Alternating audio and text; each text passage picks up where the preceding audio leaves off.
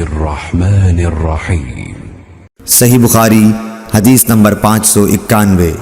ہشام بن عروہ نے بیان کیا، کہا کہ مجھے میرے باپ عروہ نے خبر دی، کہا کہ عائشہ رضی اللہ تعالی عنہا نے فرمایا، میرے بھانجے نبی کریم صلی اللہ علیہ وسلم نے عصر کے بعد کی 2 رکعات میرے یہاں کبھی ترک نہیں کیں۔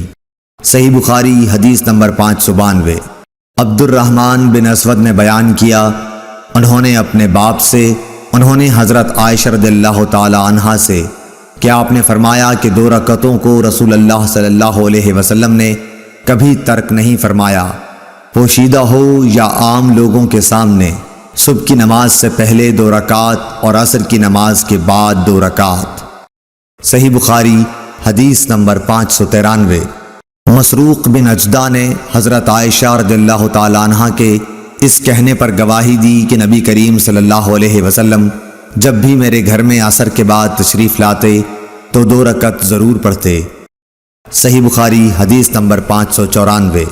ابو الملیح عامر بن اسامہ حضلی نے بیان کیا کہ ہم ابر کے دن ایک مرتبہ بریدہ بن حصیب رضی اللہ تعالی عنہ صحابی کے ساتھ تھے، انہوں نے فرمایا کہ نماز سویرے پڑھا کرو، کیونکہ نبی کریم صلی اللہ علیہ وسلم نے فرمایا ہے کہ جس نے عصر کی نماز چھوڑی اس کا عمل اکارت ہو گیا۔ صحیح بخاری حدیث نمبر 595۔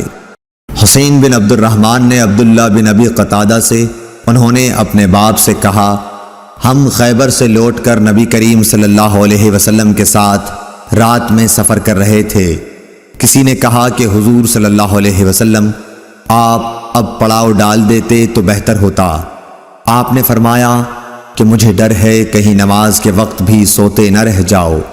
اس پر حضرت بلال بولے کہ میں آپ سب لوگوں کو جگا دوں گا، چنانچہ سب لوگ لیٹ گئے اور حضرت بلال نے بھی اپنی پیٹھ کجاوہ سے لگا لی اور ان کی بھی آنکھ لگ گئی، اور جب نبی کریم بیدار ہوئے تو سورج کے اوپر کا حصہ نکل چکا تھا۔